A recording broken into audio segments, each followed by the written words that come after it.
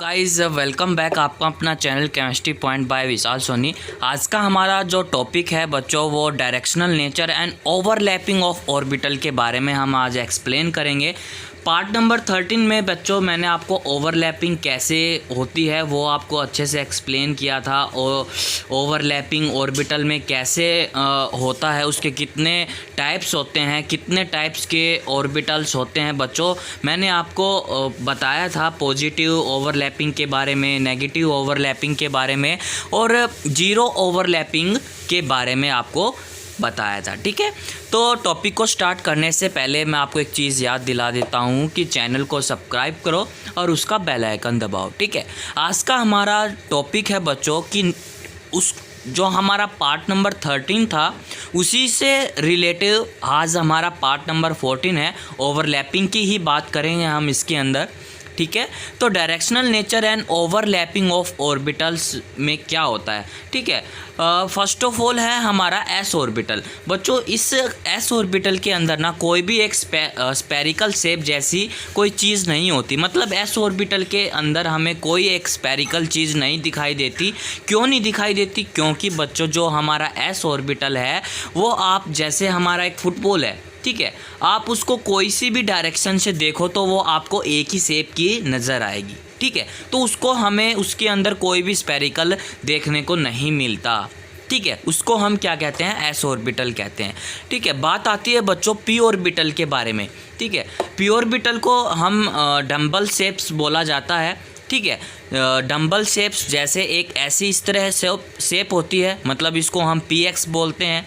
ठीक है, इसको हम पी वाई बोल सकते हैं, इसको हम पी जेड बोल सकते हो। ठीक है, ये एक्स एक्सिस पर डिपेंड करेगी, ये वाई पे करेगी और ये जेड पे करेगी। ठीक है, तो इनमें इन तीनों शेप के अंदर कुछ ना कुछ आपको स्पेरिकल दिखाई देगा। ठीक है, मैंने तो आपको ये जो पी एक्स का मैंने एक्सिस बनाया है। ठीक है, कई बुक में बच्चों इसको माना जाएगा पी एक्स, कई में इसको माना जाएगा पी एक्स, उससे कोई दिक्कत नहीं है। ठीक है, हमें तो बस पी ऑर्बिटल कैसे बनता है, ठीक है, और वो किस तरह दिखाई देता है, कैसे एक्सिस पर डिपेंड करेगा, वो मैंने आपको बताया है। ठीक है, इसको हम क्या बोलते हैं? डम्बल शेप बोलते हैं। ठीक है, अब अगर मैं आपको बोलूं कि जो हमारा पी ऑर्बिटल है, इस पी ऑर्बिटल में 3 एक्सिस होते हैं, x axis, y axis and z axis. Okay, अगर मैं इस तीनों को इकट्ठा एक स्ट्रक्चर बनाऊं तो कैसे बनेगा? तो हम इस पी ऑर्बिटल को ना एक साथ लिखने वाले हैं। कैसे लिखेंगे, हम उसको कैसे रिप्रेजेंट करेंगे? उसके अंदर एक न्यूक्लियस भी आना चाहिए, एस ऑर्बिटल आना चाहिए और तीनों उसके पी ऑर्बिटल को भी रिप्रेजेंट करना। वो कैसे करेंगे वो मैं आपको बताऊंगा इजी ट्रिक के अनुसार। चैनल को बच्चों सब्सक्राइब करो और उसका बेल आइकन दबाओ। ठीक है, अगर आप ऐसा नहीं करोगे तो बच्चों आपको केमिकल बॉन्डिंग की जो भी इंफॉर्मेशन है वो आपको नहीं मिलेगी। नाउ देन हम स्टार्ट करते हैं, इसको कंप्लीट एक स्ट्रक्चर बनाता हूं बच्चों। ठीक है, ये मेरे पास एक न्यूक्लियस है। ओके, ये क्या है? मेरे पास एक न्यूक्लियस है। आप सभी को पता है बच्चों, एक न्यूक्लियस के ऊपर एक एस ऑर्बिटल होता है। ये बच्चों मेरा एक एस ऑर्बिटल हो गया। ठीक है, अब मैं इसको फुली फिल कर दूं ताकि आपको अच्छे से एक्सप्लेन हो जाए। ये बच्चों मैंने एस ऑर्बिटल को पूरा ढक दिया है न्यूक्लियस के ऊपर से। ठीक है, ये मेरा एक एस ऑर्बिटल बन गया है। ठीक है, और आप इसको जब ऐसे अंडरलाइन बनाते हो तो इसको क्या बोलते हो? ठीक है, क्या बोलते हो? ये बन गया हमारा एक इंटरमोलिक्यूल स्ट्रक्चर बन चुका है हमारा ये। ठीक है, इसको मैंने अब एक मेरा न्यूक्लियस हो गया, उसके ऊपर एस ऑर्बिटल हो गया। इसको मैं लिख भी देता हूँ बच्चों, ये मेरा एस ऑर्बिटल है। ठीक है, अब मेरे को इसके अंदर 3 क्या रिप्रेजेंट करने हैं? P x, p y and p z. ठीक है, ये बच्चों मेरा एक एक्स एक्सिस हो गया, मतलब पी एक्स हो गया। ठीक है, ओके, ये मेरा एक वाई एक्सिस हो गया और एक मेरा पी जेड भी हो चुका। ये मेरा एक पी जेड हो गया। ठीक है, इसको मैं ऐसे भी रिप्रेजेंट कर सकता हूँ बच्चों, ऐसे बिल्कुल कर सकते हो सर, ऐसे कर सकते हैं इसको। अब एक चीज़ और बताऊं, इनका हमेशा जो बीच में जो एंगल होगा ना बच्चों, वो 90 डिग्री का एंगल होगा। ठीक है। इन सभी के बीच में पी एक्स के बीच में पी वाई के पी जेड के ऑर्बिटल, इन बीच के अंदर बच्चों 90 डिग्री का एंगल होगा। ठीक है, मैं लिख देता हूँ, ये हमारा एक पी क्या हो गया, पी हमारा जेड मान लो, इसको पी एक्स मान लेते हैं, इसको पी वाई मान लेते हैं। ठीक है, ओके। मतलब आप कोई सी भी डायरेक्शंस को आप कोई भी नाम दे सकते हो। ठीक है, हमें तो बस इसका ओवरऑल स्ट्रक्चर बनाना था कि इसको हम ओवरऑल स्ट्रक्चर कैसे रिप्रेजेंट करते हैं। ठीक है, ये मेरा पी जेड हो गया, ये मेरा पी एक्स हो गया और ये मेरा पी वाई हो गया। ठीक है ना। तो इसको हम क्या बोलते हैं, 2p जेड हो गया, ये बच्चों 2p वाई हो गया और ये हमारा 2p एक्स हो गया, है ना। तो इसको बच्चों आप कहीं भी डायरेक्शन से देखोगे तो इनके बीच में जो भी हमारा एंगल होगा वो 90 डिग्री होगा। यहाँ मैंने बात लिख रखी है कि हमारा p x p y p z orbital are aligning to this 90 degree to each other. That is clear. इतना आपको क्लियर हुआ बच्चों कि directional nature of overlapping of orbital, एक हमारा एस ऑर्बिटल, एक हमारा पी ऑर्बिटल, उसको हम ओवरऑल स्ट्रक्चर कैसे बनाएंगे, दैट इज़ क्लियर। जो हम आगे चलते हैं, मैंने आपको बताया था कि जो भी हमारा एंगल होता है p x p y and p z वो हमेशा 90 डिग्री पर होता है। ठीक है, ये हमारा एक्सिस हो गया, ये हमारा जेड एक्सिस हो गया और ये हमारा वाई एक्सिस हो गया। मतलब सारे जो एंगल होते हैं बच्चों वो ओवरऑल कितने डिग्री पर होते हैं, 90 डिग्री पर वो अटैच करते हैं, मतलब। ठीक है, बराबर बराबर। ठीक है, मान ले अब आगे मैंने एक कंसेप्ट ले लिया बच्चों, CH4 मतलब मीथेन का, हम उसको ओवरलैपिंग करके देखेंगे कि कैसे होगा। ठीक है, तो हमने एक चीज़ पढ़ी थी बच्चों, थ्योरी पढ़ी थी हमने, VSPR थ्योरी। उसके अंदर जो हमारा मीथेन का जो स्ट्रक्चर होता है बच्चों वो टेट्राहेड्रल की शेप्स के जैसा होता है और उसका एंगल बच्चों 109.5 डिग्री होता है। ठीक है, ये हमने पहले आपको बता चुका हूँ। ठीक है, तो इसको हम कैसे करेंगे, आप सभी को पता है कि कार्बन हमारे 6 पर आता है। ठीक है, एटॉमिक नंबर इसका कितना होता है, 6 होता है। ठीक है, आप सभी को पता है पहले 1s आता है, फिर 2s आता है, फिर 2px 2py एंड 2pz आता है। ठीक है, तो जो हमारा 1s होता है इसके साथ तो हम कोई छेड़छाड़ नहीं करते हैं। ठीक है, ये ओवरऑल मतलब अपनी बॉन्डिंग बनाए रखता है 1s। ठीक है, तो 2s हमने ओवरऑल 6 करने हैं। ठीक है, तो इसके अंदर हमारे कितने लोन पेयर बचे हुए हैं, ये हमारे 2 लोन पेयर बचे हुए हैं इसके अंदर। ठीक है, तो इस वाले स्ट्रक्चर को हम बोलते हैं बच्चों ग्राउंड स्टेट स्ट्रक्चर बोलते हैं। ठीक है, अब बात आती है कि मतलब ये हाइड्रोजन है ना, वो कैसे ओवरलैपिंग करेंगे कि इसके अंदर भी एक मतलब हमारा इलेक्ट्रॉन यहाँ आके जंप कर जाए। वो कैसे होगा कि has overlapping take place the energy release which causes extractions of the carbon. ठीक है, तो क्या होगा कि 1s 2s में कितना आ गया, 1 आ गया, 2px 2py एंड 2pz। अब इसके अंदर कितने लोन पेयर आ गए बच्चों, इसके अंदर 4 लोन पेयर आ गए। ठीक है, अब इस स्टेट को हम क्या बोलते हैं, एक्सट्रैक्टिव स्टेट बोलते हैं। ठीक है, अब बात आती है बच्चों हमारा हाइड्रोजन की। हाइड्रोजन कितने आएंगे, 4 आएंगे। कैसे आएंगे, 4 हाइड्रोजन आएंगे, 1 2 3 और 4। ठीक है, सभी में एक इसके अंदर रिप्रेजेंट, ये भी 1s, ये भी 1s और ये भी 1s और ये भी 1s। ठीक है, अब ये 2px इसके साथ ओवरलैपिंग करेगा। ठीक है, अब 2py इसके साथ भी ओवरलैपिंग करेगा और 2pz बच्चों इसके साथ भी क्या करेगा, ओवरलैपिंग करेगा। और 2s है, ये भी इसके साथ ओवरलैपिंग करेगा। जैसे मैंने आपको स्ट्रक्चर बनाया था ना कि px का जो स्ट्रक्चर बनाया था ऐसे कुछ। ठीक है, ऐसे कुछ आपको स्ट्रक्चर बना के दिखाया था मैंने, और ये हो गया। ठीक है, ये हमारा 2z हो गया, ये हमारा 2py हो गया और ये हमारा 2px हो गया। था, बिल्कुल था। ठीक है, तो तो जो हमारा 2px है ये हाइड्रोजन इसके साथ भी बॉन्डिंग करेगा, इसके साथ भी बॉन्डिंग करेगा, इसके साथ भी बॉन्डिंग करेगा, बिल्कुल करेगा। अब बात आती है 2s की। 2s किसके साथ ओवरलैपिंग करेगा? इसके साथ ओवरलैपिंग करेगा, s ऑर्बिटल के साथ, इसके साथ ओवरलैपिंग करेगा। ठीक है, तो हर एक का एंगल कितना हो जाएगा बच्चों? 90 डिग्री हो जाएगा, है ना। तो उससे कोई दिक्कत नहीं है। इसको हम ऐसे सीखते हैं कि ओवरलैपिंग हम कैसे की जा सकती है। ग्राउंड स्टेट किसको बोला जाता है, ठीक है, एक्सिस स्टेट किसको बोला जाता है, और हर एक एंगल कितने 90 पर होता है, 90 पे होता है, कौन से एंगल पे होता है? लगभग तो 90 डिग्री पे ही होता है px और py एंड pz का, है ना। ओके, आगे चलें।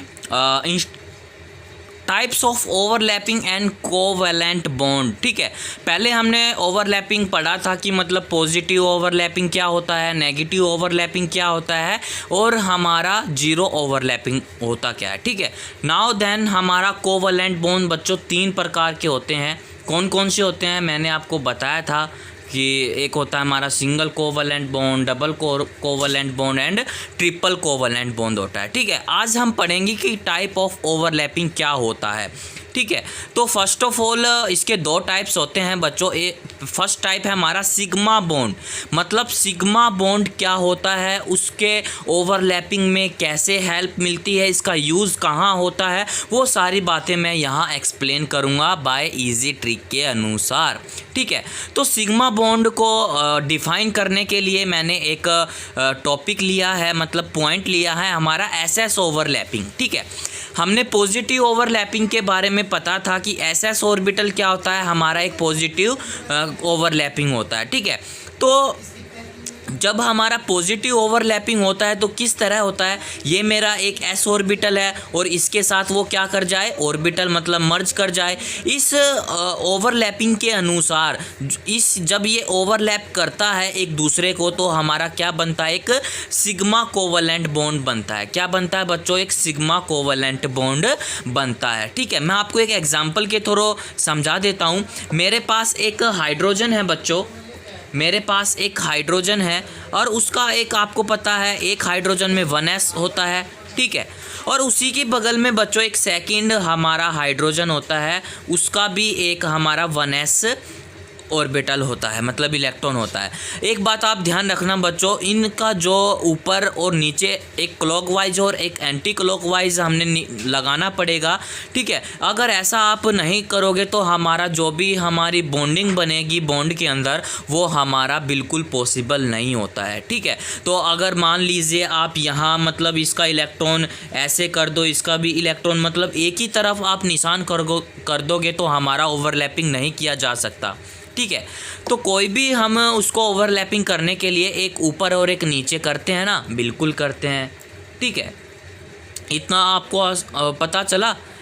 ठीक है, तो ये क्या हो रहा है बच्चों, एक हमारा एक सिंगल कोवैलेंट बॉन्ड हो रहा है। क्या हो रहा है, एक सिंगल कोवैलेंट बॉन्ड हो रहा है। जैसे हमारा देखो एक हाइड्रोजन ये आ गया, एक हाइड्रोजन ये है। ठीक है, ये आपस में शेयरिंग करेंगे तो बच्चों ये क्या हो रहा है, एक सिंगल टाइप का कोवैलेंट बॉन्ड हो रहा है। ठीक है, तो इसको हम क्या बोलेंगे कि सिंगल कोवैलेंट बॉन्ड। ठीक है, क्या बोलते हैं बच्चों, सिंगल कोवैलेंट बॉन्ड। यहाँ एक शेयरिंग करके एक ही तो सिंगल बॉन्ड बना रहा है।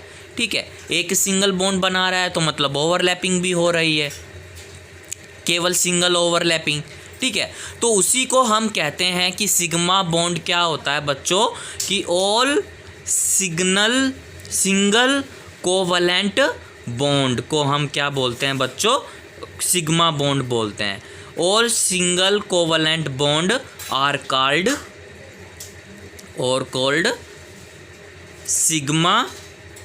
Sigma bond. ठीक है, दैट इज़ क्लियर। आपको पता चला कि आपसे पूछा जाएगा कि सिग्मा बॉन्ड क्या होता है, जिसके अंदर all single covalent bond possible हो, उसको हम कहते हैं बच्चों सिग्मा बॉन्ड। ठीक है, नेक्स्ट चले। नेक्स्ट है हमारा एस पी ऑर्बिटल, मतलब कोई भी एक हमारा एस है वो पी ऑर्बिटल के साथ क्या करे, ओवरलैपिंग करे, या हम ऐसे भी बोल सकते हैं कि पी ऑर्बिटल जो होता है वो एस के साथ क्या करे, ओवरलैपिंग करे। ठीक है, हमें एक स्टार बना के एक पॉइंट लिखना होगा बच्चों, हेड ऑन ओवरलैपिंग। मतलब हेड ऑन ओवरलैपिंग का मतलब क्या होता है कि देखो मेरे पास कोई एक पी ऑर्बिटल ले लिया मैंने, ठीक है, मैंने क्या ले लिया, एक पी ऑर्बिटल ले लिया ऐसे। ठीक है, आप सभी को पता है ये हमारा एक एक्स एक्सिस हो गया। ठीक है, यहाँ मतलब हमारा एक नोड हो गया, और नोड के साथ हमें एक एस ऑर्बिटल की ओवरलैपिंग करनी है, तो ये हमारा एक एस ऑर्बिटल हो गया, मतलब इसके अंदर घुस गया। ये हमें प्रूफ करना होगा कि ओवरलैपिंग कैसे होगी एस और पी ऑर्बिटल के अंदर। ठीक है, तो नाउ बच्चों मैं एक स्ट्रक्चर बनाऊँ। ठीक है, तो ये मेरा एक एस ऑर्बिटल है।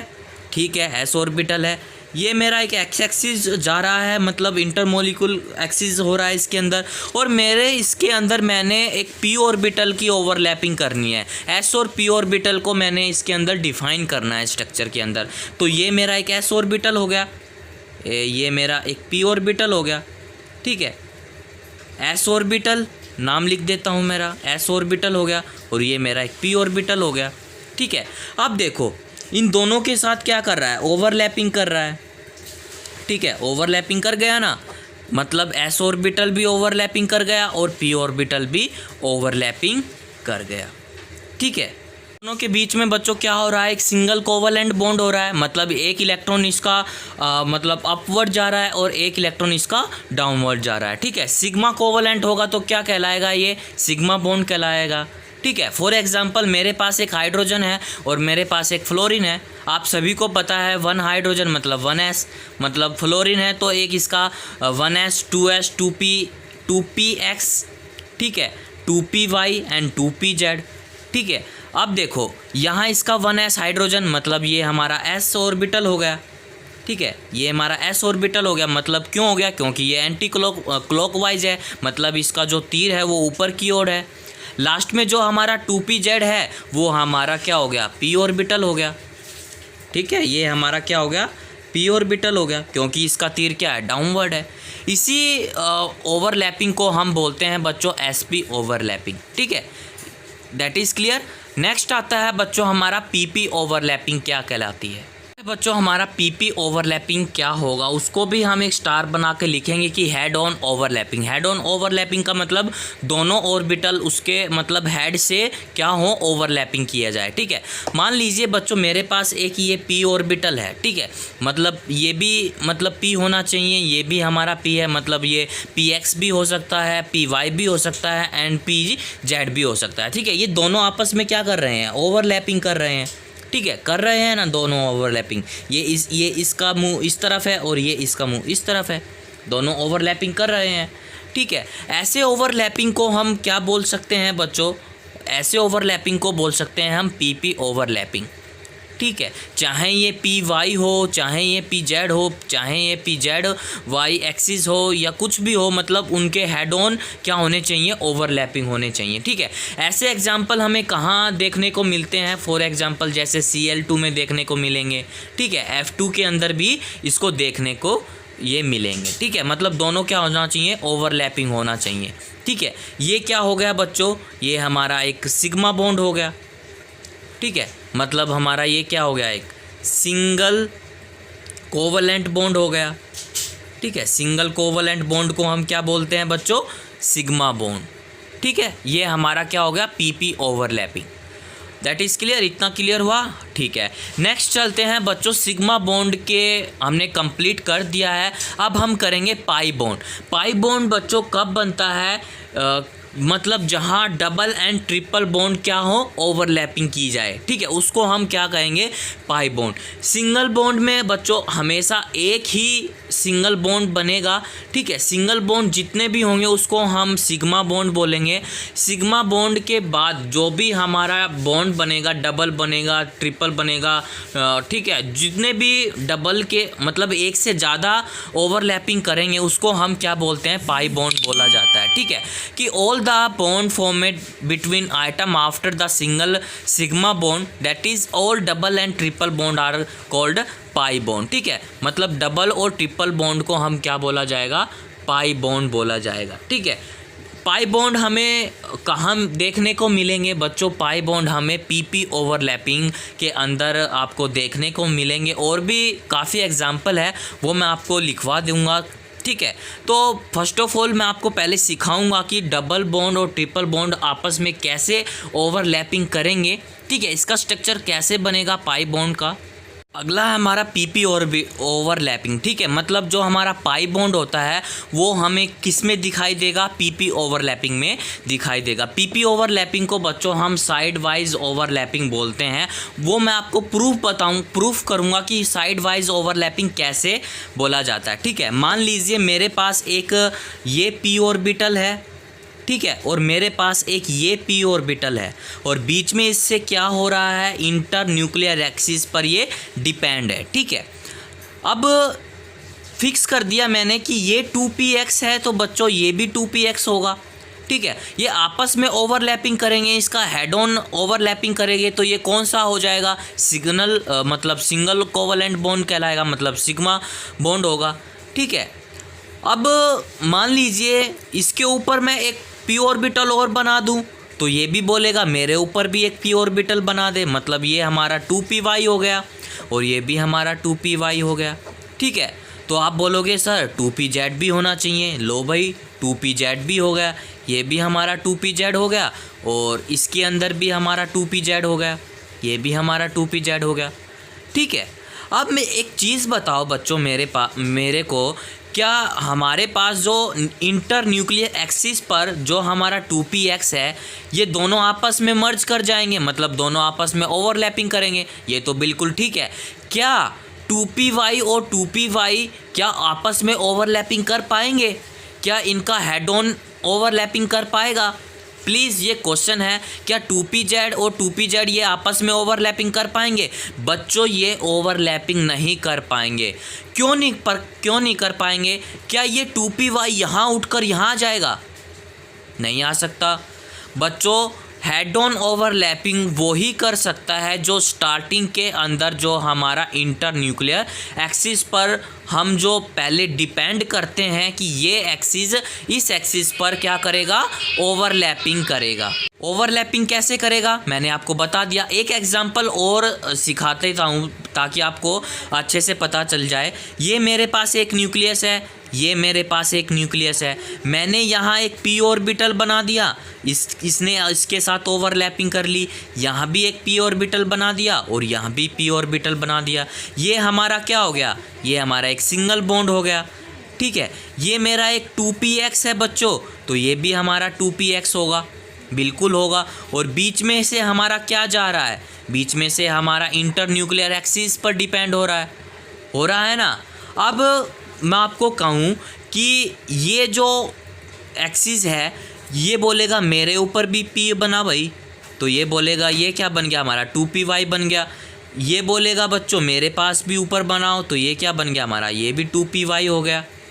ठीक है, तो बच्चों ये आपस में ओवरलैपिंग नहीं कर सकते। ओवरलैपिंग वो ही कर सकता है जो हम इंटर न्यूक्लियर एक्सिस पर जो हम करते हैं। ठीक है, तो ये वाला मतलब ये वाला एक्सिस और ये वाला एक्सिस ये आपस में इसके ऊपर हेड ऑन ओवरलैपिंग कर जाएगा। ठीक है, इसी ओवरलैपिंग को बच्चों हम कहते हैं side wise overlapping. Side wise overlapping, इतना आपको क्लियर हुआ बच्चों? ठीक है, साइड वाइज ओवरलैपिंग कैसे होती है, क्लियर हुआ? तो थोड़ा लास्ट पॉइंट आ गया है, वीडियो काफ़ी लंबी हो चुकी है। मैं बस आपको साइड वाइज ओवरलैपिंग के बारे में बताऊंगा कि ये साइड वाइज ओवरलैपिंग कैसे बनती है, हम इसको साइड वाइज ओवरलैपिंग हम कैसे डिनोट करेंगे वो मैं आपको बताऊंगा। मेरे पास एक ये ऑर्बिटल है और उसके ऊपर एक पी ऑर्बिटल मंडरा रहा है। ठीक है, ये मेरा एक ऑर्बिटल है, ये इसके साथ ओवरलैपिंग कर रहा है। ठीक है, ये मेरा एक ओवरलैपिंग पी ऑर्बिटल है। ठीक है, ये मेरा है एक सिग्मा बॉन्ड बनता है। ठीक है, ये यहाँ बन गया और ये यहाँ बन गया। अब क्या होगा? ये मेरा एक 2py है बच्चों, ये मेरा एक 2py है। ये क्या था बच्चों? 2px था हमारा। ठीक है, ये हमारा क्या था? 2px था। अब ये बच्चों 2py और 2py अगर साइड वाइज ओवरलैपिंग करेंगे तो कैसे होंगे? ये बच्चों ये इस तरह झुक जाएंगे आपस में। ठीक है। ये आपस में कनेक्ट होगा। कैसे साइड वाइज बनाएंगे मैं आपको बना के दिखा देता हूँ। ये मेरे पास एक न्यूक्लियस हो गया, ये हमारा एक p ऑर्बिटल है, ठीक है, ये इसका ऐसे बन गया। और बच्चों ये दोनों जो 2py आपस में मर्ज करेंगे, ये कुछ बच्चों इस तरह मर्ज कहलाएंगे। ऐसे ऐसे आपको ये दिखाई देंगे बच्चों, ठीक है, ऐसे दिखाई देंगे एक चांद की तरह, ठीक है। ये आपस में ओवरलैपिंग कर गए बच्चों, है ना, ये आपस में क्या कर गए, ओवरलैपिंग कर गए। ये हमारा क्या हो गया, एक सिंगल बॉन्ड हो गया बच्चों, और ये हमारा एक पाई बॉन्ड बन गया। मतलब ऊपर जो बनता है वो डबल बॉन्ड बन गया, मतलब पाई बॉन्ड हो गया, ठीक है। कुछ इस तरह, जैसे ये एक मेरा ऑर्बिटल, ये एक ऑर्बिटल, अगर ये आपस में शेयरिंग करेंगे तो ये तो हमारा क्या बन जाएगा, सिग्मा बॉन्ड बन जाएगा। और ऊपर से बच्चों ये कुछ इस तरह दिखाई देंगे, मतलब बादल के जैसे दिखाई देंगे कि बादल इनके ऊपर मंडरा रहे हैं, ठीक है। तो ये क्या हो गए बच्चों, ये हमारे हो गए पाई बॉन्ड हो गए, ठीक है। समझ में आया बच्चों की साइड वाइज ओवरलैपिंग क्या कहलाती है, कि जो हमारा 2py कैसे ओवरलैपिंग करेंगे, आपस में कैसे मर्ज करेंगे, कैसे झुकेंगे, वो ऐसे आपको नज़र आएंगे, ठीक है। मैं आपको कुछ एग्जांपल बता देता हूँ कि साइड वाइज ओवरलैपिंग कैसे हो पाएगी। एक तो होगी बच्चों ऑक्सीजन्स के अंदर, और एक होगी हमारी नाइट्रोजन्स के अंदर। क्या बच्चों इतना आपको समझ में आया साइड वाइज ओवरलैपिंग।